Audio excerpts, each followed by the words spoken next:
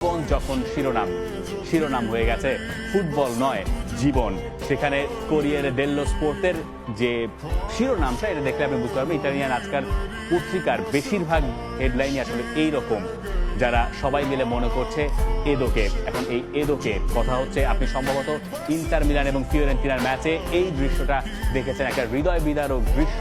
ফিওরেন্তিনার মাঠে ম্যাচ চলছিল, ইন্টার মিলানের যে ম্যাচটা পরে গিয়ে সরিয়ে নিতে হয়েছে, ম্যাচ বন্ধ করতে হয়েছে, কারণ ম্যাচের 16 মিনিটে এদু বোগে তিনি পড়ে গেলেন এবং তার কার্ডিয়াক অ্যারেস্টের কারণে সবাই, যখন ইন্টার মিলান থেকে শুরু করে ফিওরেন্তিনার সবাই খুব ব্যতিব্যস্ত হয়ে গেলেন, কারণ যান বাঁচাতে হবে।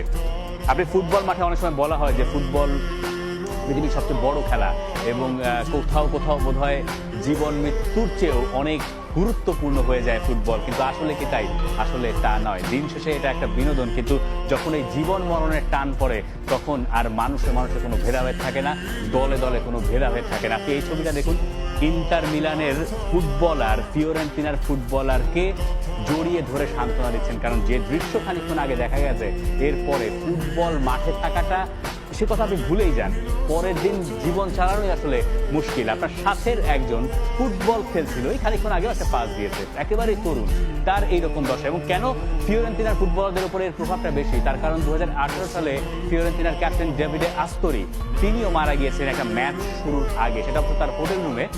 কিন্তু সেই ঘটনাটা ফিওরেন্তিনার উপরে একটা বড় প্রভাব রেখে গিয়েছিল। আরও একবার 2024-এ সে এইরকম ঘটনার মুখোমুখি ফিওরেন্তিনাকে হতে হলো, যে কারণে ম্যাচটা পরে পরিত্যক্ত হচ্ছে। তবে আশার খবর বা ভালো খবর হচ্ছে তিনি ভালো আছেন এবং তার জ্ঞান ফিরেছে, তার শুশ্রূষা চলছে হাসপাতালে, তাকে দেখতেও যাচ্ছেন ফুটবলাররা।